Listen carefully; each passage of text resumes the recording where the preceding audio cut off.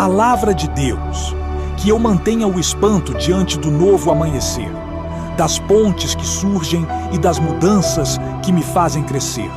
Que a prece de agradecimento nunca cesse e que o cuidado com o próximo seja genuíno. Que a toxicidade alheia não contamine meu propósito, nem tente carimbar meus planos com a marca da descrença. Que eu caminhe com segurança, sendo fiel aos meus princípios e corajoso ao defender o que acredito. Que a empatia seja o teto que me abriga e que o perdão seja a chave das minhas liberdades. Que eu não despreze a força de uma palavra de incentivo, entendendo que ela é um abraço à distância. Que eu selecione melhor o que digo aos outros.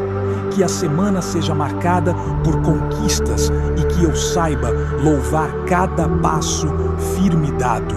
Amém.